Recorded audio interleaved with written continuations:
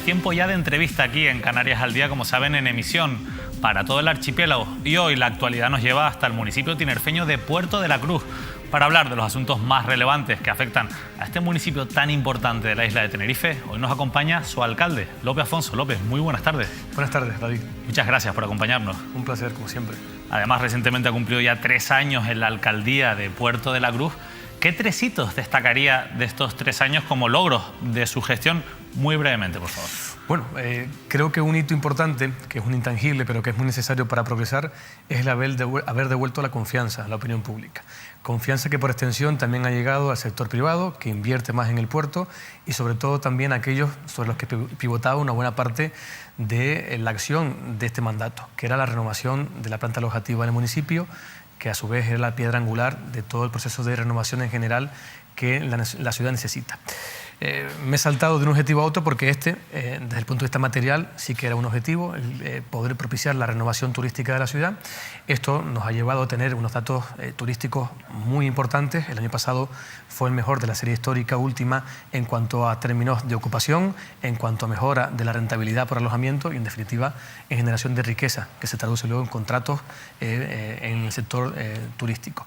Y, en definitiva, esto ha llevado al objetivo final que perseguimos para el mandato, que creo además que es el mejor objetivo que se puede perseguir desde una corporación local, que genera mejores condiciones para los ciudadanos, en este caso también a través del empleo. Por el camino hemos intentado poner, desde luego, una política intensa de renovación de servicios que anteriormente podían parecer ya ciertamente desgastados, obsoletos, y creo que en general la mejoría del municipio se está empezando a visibilizar ahora, sobre todo después de la recuperación también económica de la corporación. Eso le iba a decir, esa mejoría se está notando también en la situación financiera de un municipio que, por ejemplo, tuvo que aplicar un plan de ajuste bastante agresivo ante las complicaciones económicas que tenía. Bueno, llegamos a ser en términos relativos el tercer municipio de los 88 canarios en porcentaje de deuda. Y eso evidentemente nos llevaba a tener una situación delicada con unas medidas de ajuste muy severas. ¿Esto se ha corregido?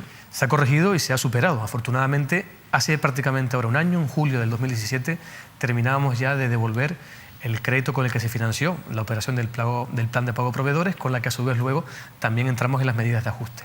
Eso supone que ahora, en lugar de generar deuda, estamos generando ya ahorro, y eso nos permite presentarnos en un ejercicio como el presente, de 2018, con un remanente de tesorería que ha alcanzado los 13 millones de euros. O sea, tenemos encima capacidad para atender nuestras obligaciones y poder financiar algunas añadidas que, al calor también de las medidas económicas del anterior gobierno central, pues nos permite ahora a los ayuntamientos que cumplamos una serie de requisitos macroeconómicos poder también destinar parte de ese remanente a inversiones que necesitamos también en el municipio para seguir proyectando los servicios hacia el futuro.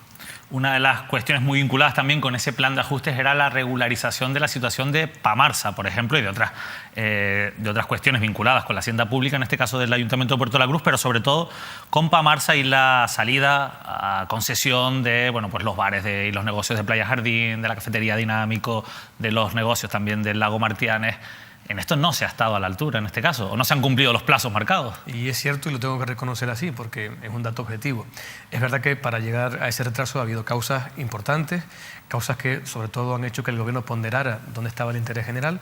Siempre va a estar, en el caso nuestro, del lado de mantener los puestos de trabajo y también de servicios que, estando en manos de Pamarsa, como sociedad municipal instrumental, son servicios esenciales, de esos que el ayuntamiento tiene que prestar por obra de la ley. Por tanto, hemos tenido que optar por alargar más determinadas situaciones, pero siempre se mantiene el objetivo de sacar estas unidades que explota un Pamarsa a concurso. Es verdad que también en los últimos meses se ha visto esto aderezado con la entrada en vigor de la nueva ley de contratos del sector público, que nos ha motivado un último retraso, pero sí es verdad que la salida de concesión de las unidades comprometidas ya es inminente. Se hablaba de un plazo inicial del 30 de septiembre de 2016. ¿Usted cree que en este verano podrá regularizarse toda esta situación? Sí, tiene que ser así. Es verdad que ese objetivo inicialmente en términos políticos se había cumplido. Nosotros habíamos presentado desde el punto de vista de la iniciativa del gobierno el pliego de condiciones por el que se debía regir de forma genérica el conjunto de las adjudicaciones de esas unidades de hostelería, pero a partir de ahí se sucedieron diferentes impedimentos. Incluso está de índole urbanística, porque algunos inmuebles que siempre se habían explotado de esta fórmula o bajo fórmula concesional en otros tiempos, luego presentaron deficiencias urbanísticas a la luz del plan general vigente y requirieron que incluso para garantizar los derechos de los terceros interesados en el concurso tuviéramos que acometer de oficio la regularización de esas situaciones urbanísticas y poder luego ya poder avanzar en el resto de la tramitación.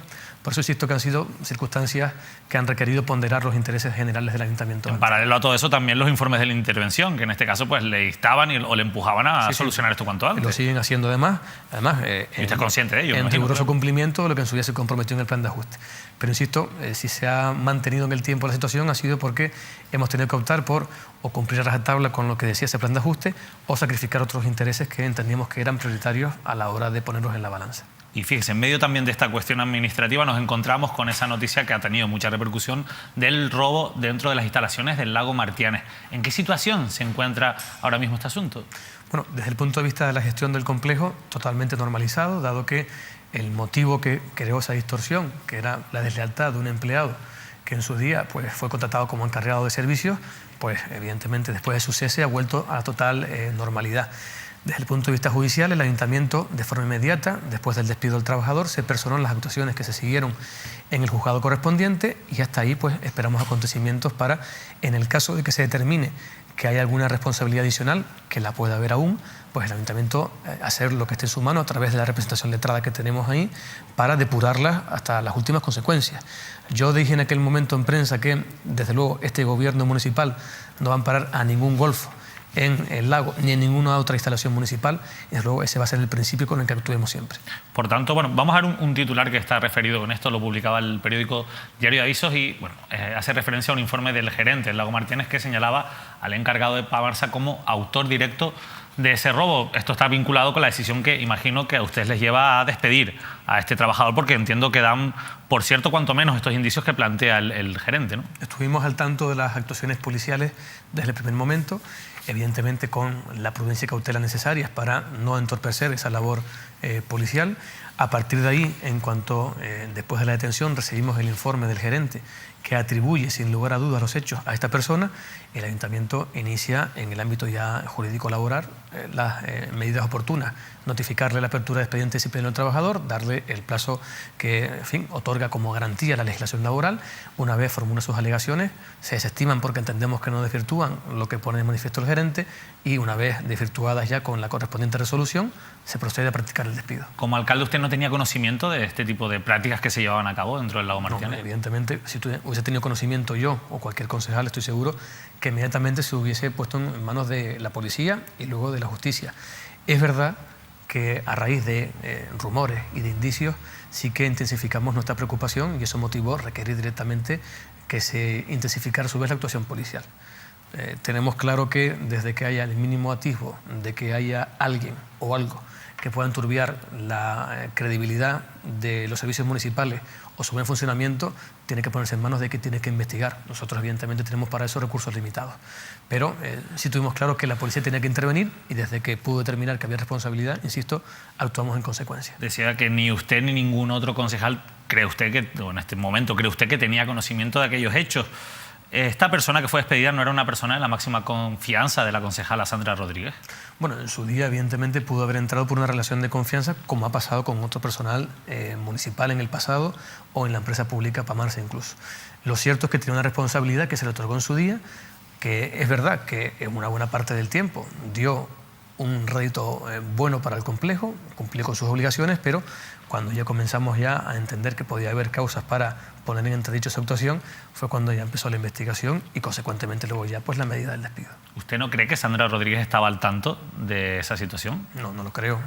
¿Usted ha hablado con ella, me imagino? Sí, por supuesto. Estoy convencido de que, insisto, ella, cualquier otro, en caso de tener la certeza de que pasaba algo que fuera irregular, lo habría denunciado contundentemente en la instancia oportuna, sin lugar a dudas. En cualquier caso, imagino que le chocará, ¿no?, que Sandra Rodríguez, que tenía confianza con este trabajador, pues no supiera que ocurrían estas cosas. A veces justamente aquellas personas en las que más confianza depositamos luego son las que más nos defraudan. Y yo estoy seguro de que este es el caso concreto este. ¿Usted cree esto es un hecho aislado o esto era una forma sistemática de actuar dentro del lago Martianes? No creo que fuera sistemática, creo que es verdad que responde a un patrón aislado, pero sí es verdad que por los hechos en conexión con este, y sobre todo en base a los informes del gerente, pudiera darse alguna responsabilidad añadida a la de esta persona, por parte de algunos trabajadores también puntuales. Eso es lo que antes decía que todavía es objeto de investigación, al menos no se nos ha trasladado el archivo de la misma, y si se deriva finalmente ahí alguna responsabilidad nueva, actuaremos con la misma contundencia. Por tanto, no descartan que pueda haber responsabilidades añadidas a este hecho concreto. No lo podemos descartar en la medida en que en su día se señalaron posibles responsabilidades complementarias que aún no están aclaradas.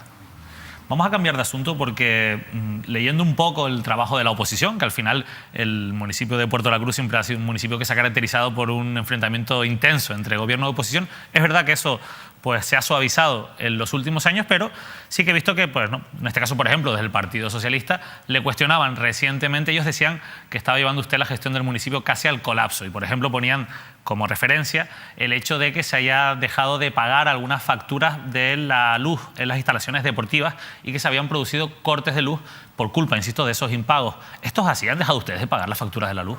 Esto, evidentemente, es un episodio que de forma oportunista ha aprovechado la oposición, en este caso el Partido Socialista. Nosotros no solamente dejamos de pagar, sino que después de mucho tiempo hemos puesto al día pues prácticamente toda la facturación del ayuntamiento. Es verdad que en este mandato en concreto se da la circunstancia de que no solamente entra en vigor normativa nueva como la ley de contratos, sino que a su vez el ayuntamiento, dentro además de las obligaciones que tienen que asumir el conjunto de las administraciones públicas, comienza un proceso de implantación de la administración electrónica que genera necesidad de tiempo para formación de los empleados municipales, un procedimiento complementario que duplica inicialmente el tiempo hasta que ya se normalice, y eso ha hecho que algunas facturas se retrasen. Pero el caso concreto este se derivó de una confusión de conceptos y de importes de alguna factura. A diferencia de otras donde las facturas no ofrecen género de dudas, al ser muchas las instalaciones municipales sobre las que se facturan, sí genera a veces la necesidad de devolver algunas facturas al proveedor, que se aclaren conceptos y en ese ínterin sigue corriendo el plazo.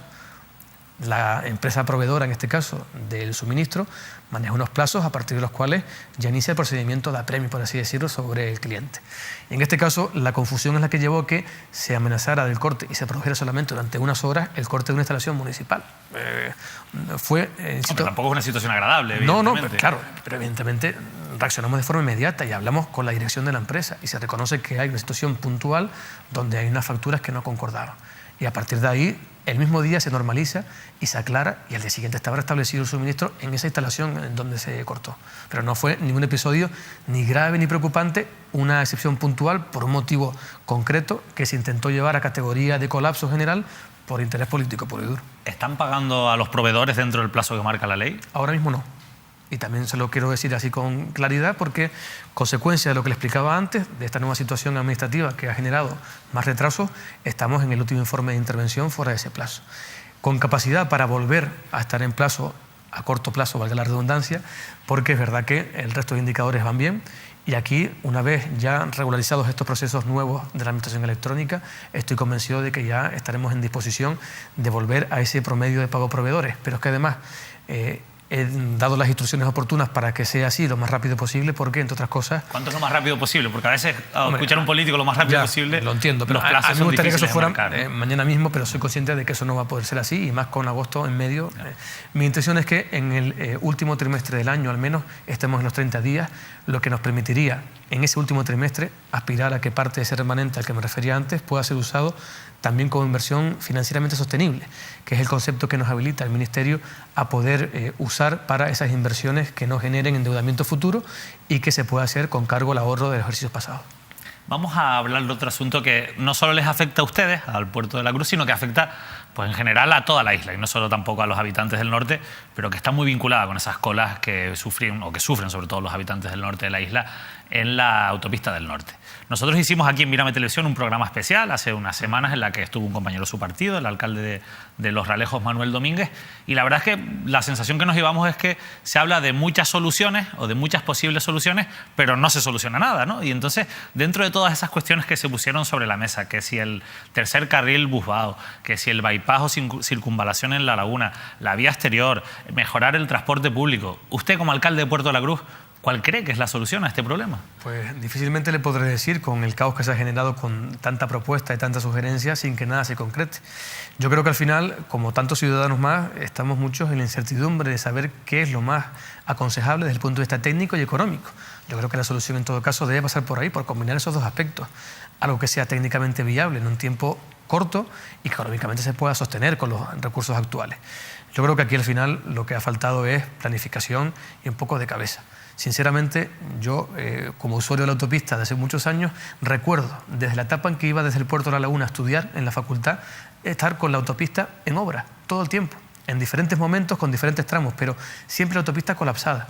Pero aunque usted no tenga competencias, yo me imagino que los vecinos, como alcalde, le pararán por la calle y le preguntarán, oye, ¿esto cuándo se va a solucionar? Desesperados completamente. ¿Y qué les dice usted? Es verdad, pues que intento llevarme por lo que escucho de los responsables que tienen las competencias, en este caso al Gobierno de Canarias, anunciar día sí día también un proyecto que se va a licitar, pero nunca verlo publicado en el boletín oficial, o al menos nunca ver la adjudicación de la obra en concreto.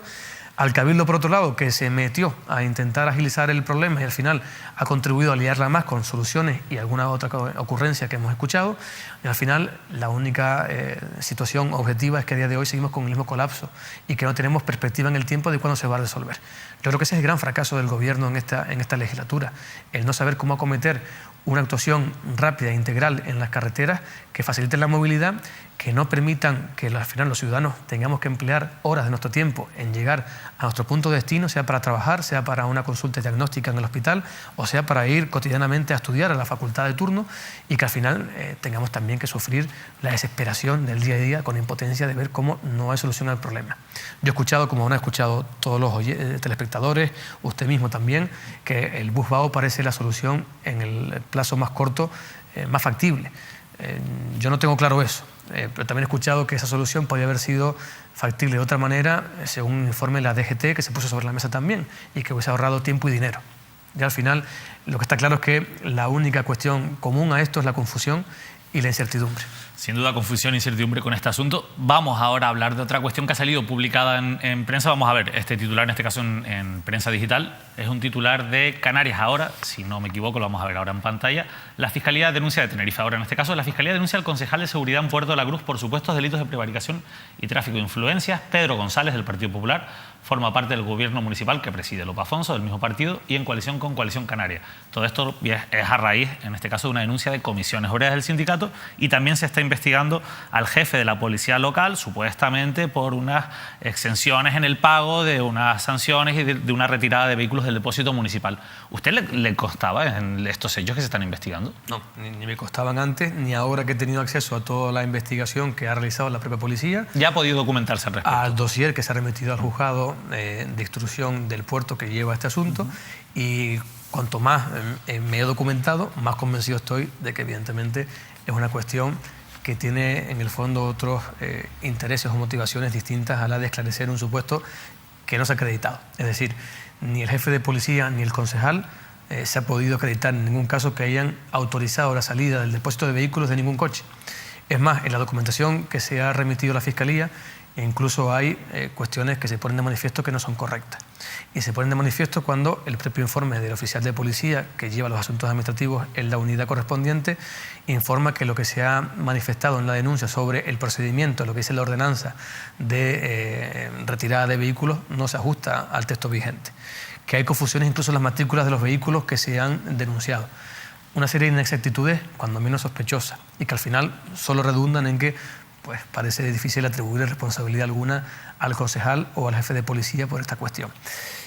Como siempre, nosotros respetamos tanto las decisiones como los tiempos de la justicia. Estoy convencido de que más pronto que tarde tendremos noticias, y en este caso muy esclarecedoras, porque no creo que este asunto tenga mayor recorrido, sinceramente. Por tanto, una vez que usted ha podido estudiar los hechos denunciados, en este caso por comisiones obreras y que investiga la Fiscalía, concluye que allí usted por lo menos no ve que exista ningún indicio de delito. Ninguno. Con total claridad se lo puedo decir así. Vamos a hablar de otro asunto también judicial y que le afecta más directamente a usted como alcalde, porque también leíamos hace unos meses, creo que era en el mes de noviembre, esta noticia de que publicaba, en este caso la cadena SER, abierto el juicio oral a Lope Afonso por presunta prevaricación en el llamado caso Mercadillos. Imagino que esto ya se lo han notificado a usted. Sí, la apertura del juicio oral sí. Lo que todavía no está notificado es el cuándo, aunque también se escuchan... No hay fecha todavía. O se lee, yo por lo menos sí he leído porque además se ocupan en identificarme en las redes sociales para que yo me entere, de supuestos plazos o fechas donde se va a desarrollar esa vista del juicio oral. A mí no me ha notificado nada a día de hoy. No hay fecha, por tanto, si no se lo han notificado. Vamos, desde luego, sea cuando sea, y más si es en la fecha que se dice en esos mentideros, desde luego yo estoy encantado. Yo lo que quiero es que cuanto antes pueda tener la oportunidad de sentarme ante el juez que vaya a enjuiciar este asunto y poder dejar aclarada la cuestión. Además, en este tiempo lo que sí puedo decir es que me siento más tranquilo aún porque estoy ungido por el criterio que ha manifestado el Consejo Político del PSOE en estos días, donde ante situaciones parecidas, o incluso, en mi modesta opinión, hasta más graves, de otros alcaldes o alcaldesas del Partido Socialista, se ha determinado que ese tipo de cuestiones no son constitutivas de delitos de corrupción, cosa que uno ya sostenía, pero que desde otras instancias políticas se negaba para intentar hacer daño político.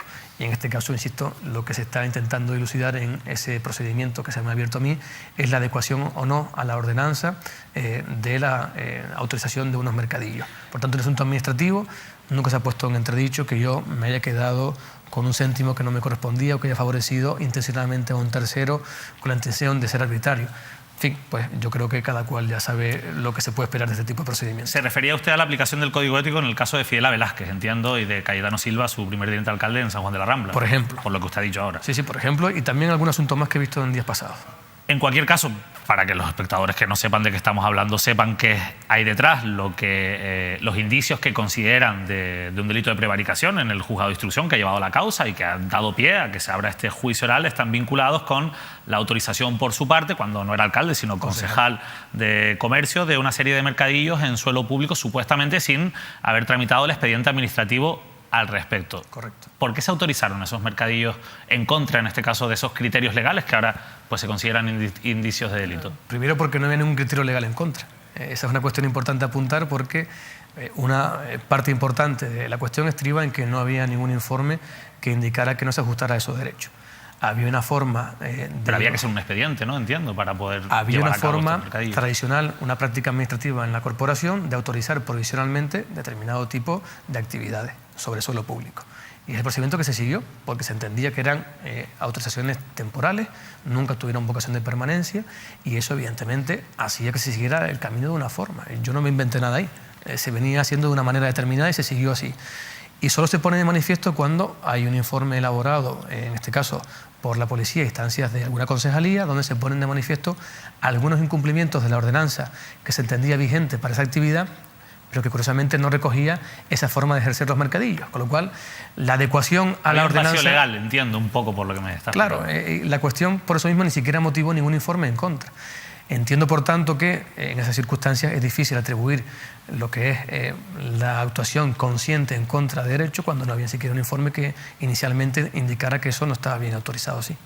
En este caso no vamos a entrar en si son delitos de corrupción o no. El Código Penal no divide los delitos en delitos de corrupción o no, sino en delitos contra la administración pública. Si vamos al Consejo General del Poder Judicial, el Consejo General del Poder Judicial sí que incluye la prevaricación dentro del repositorio de delitos de corrupción, pero después al final es una cuestión interpretativa. En eso podemos estar de acuerdo o no, y cada caso es distinto. Evidentemente la prevaricación abarca muchísimas... muchos supuestos. Sí, muchísimos supuestos y muchísimas actitudes.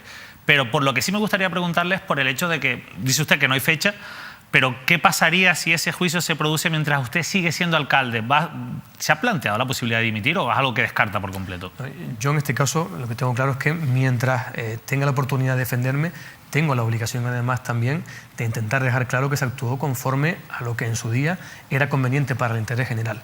Y por tanto yo no tengo ningún elemento de juicio hasta el momento suficiente para plantearme una dimisión por ese motivo. Al contrario, creo que estoy, insisto, en el deber moral además de dejar claro que ahí no hubo una actuación irregular, por mi interés directo y también por el interés del nombre de la corporación municipal a la que representaba en aquel momento también.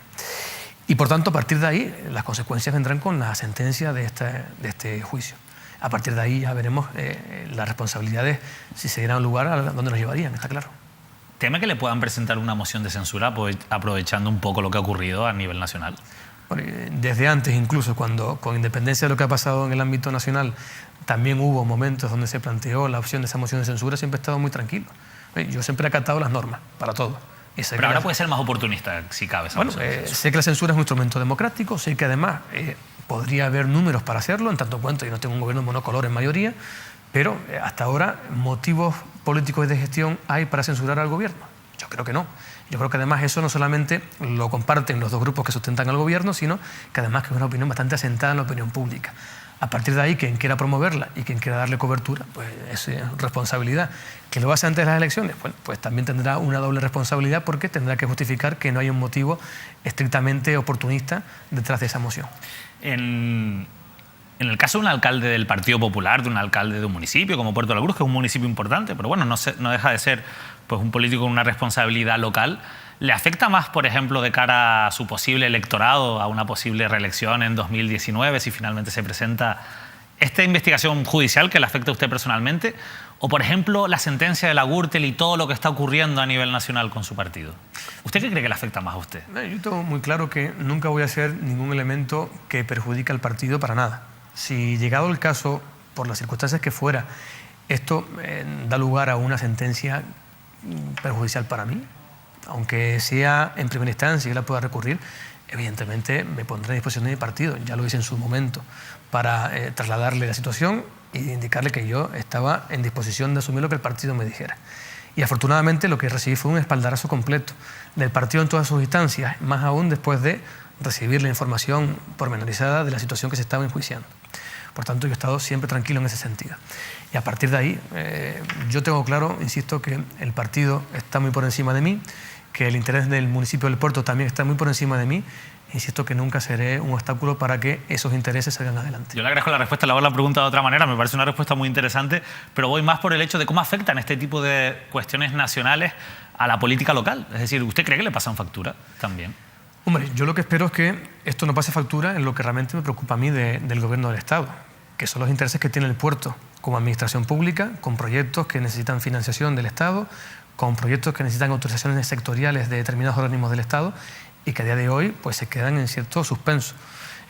Ahora mismo hay actuaciones del proyecto del muelle deportivo que necesitan el informe favorable de la Dirección General de Costas que están pendientes de emitirse. Hay convenios como el que van a financiar la playa de Martianes junto al Cabildo de Tenerife que están pendientes de firma con el Estado, que tenían pendiente como requisito formal la aprobación de los presupuestos generales del Estado de este año, ya están aprobados. Ahora falta principalmente que se pueda formalizar ese documento. Espero que sea rápido. También tenemos en los presupuestos de este mismo año consignado otro 1 millón de euros, fruto de la negociación llevada a cabo con la anterior Secretaría de Estado de Turismo para inversión en espacio público degradado del Puerto de la Cruz. Por lo cual no tengo pocas cosas precisamente con el Estado y lo que me preocupa es que a consecuencia de este cambio no haya parálisis. La situación de paralelismos entre censuras de verdad que para mí es secundaria. Para finalizar muy rápidamente, López, están ustedes en el proceso interno para elegir al nuevo presidente o presidenta del Partido Popular. ¿Con quién va usted? Bueno, le voy a decir un topicazo, baby, con el partido. Pero al final tendrá que votar, ¿no? Me voy a mojar, pero me va a decir también algo seguramente. Mi candidato, lo he dicho a los compañeros, lo he dicho abiertamente a quien me ha querido escuchar, era Alberto Núñez Feijóo. El problema es que no concurre. Y a partir de ahí es verdad que se abre un escenario pues, amplio, porque hay hasta 6 candidatos, y también con personalidades importantes dentro del partido y de la gestión pública en los últimos años. Principalmente todo el mundo habla de 3 perfiles. María Dolores de Cospedal, que ha estado hoy con nosotros en Tenerife. Ayer estuvo Íñigo de la Serna en representación de Soraya Sáenz de Santa María. Y estuvo también hace unos días Pablo Casado como otro contendiente en esta pugna electoral. Creo que todos son buenos perfiles, creo que todos tienen requisitos más que suficientes para poder dirigir el partido en los próximos años y creo sinceramente que va a ser una decisión complicada. Pero complicada porque a diferencia a lo mejor de otros partidos donde tienen pocos candidatos o tienen incluso que salir a buscarlos, aquí del abanico que se nos ha abierto tenemos una decisión complicada, pero por las buenas cualidades que atesoran estos candidatos. Yo lo que sí tengo claro es que va a ser un proceso constructivo y que al final, gane quien gane, el partido va a salir fortalecido. Y fortalecido supone con cualquier división sellada y con todos los elementos necesarios para salir a disputar las próximas elecciones con total garantía. Pues López Afonso, muchísima suerte y personalmente muchas gracias por haber venido a esta entrevista y por haber pues respondido a todas nuestras preguntas, algunas pues de manera políticamente correcta, como tiene que ser, como no puede ser de otra manera, pero bueno, en verdad por afrontar esta entrevista que, insisto, muchísimas gracias. No todos los alcaldes se sientan donde está sentado usted, así que se lo agradezco. Siempre tenemos por costumbre dar la cara para todo, para las duras y las maduras, y en este caso ha sido muy grato además también conversar, además en este tono que es muy agradable. Muchas gracias a ustedes. ustedes. Muchas gracias. Lope Afonso, el alcalde de Puerto de la Cruz. Además, en una semana previa no hemos hablado de eso, no era motivo de la entrevista, pero no dejen de pasarse por Puerto de la Cruz en las semanas grandes con las grandes fiestas del Carmen en este mes de julio. No se lo pierdan. Nosotros, por supuesto, Mírame Televisión estará, como siempre, con todos los portuenses y también, por supuesto, con toda la gente de la isla que se quiera acercar hasta el Puerto de la Cruz. Por nuestra parte, nos despedimos, eso sí, pues invitando a todos los políticos, alcaldes y cargos públicos a los que invitamos a esta mesa a venir a responder a nuestras preguntas, que no pasa nada, que en cualquier caso lo que ganamos todos es transparencia. Así que por nuestra parte nada más, les dejamos con la programación habitual y volvemos con más preguntas el próximo jueves. Que pasen una feliz noche.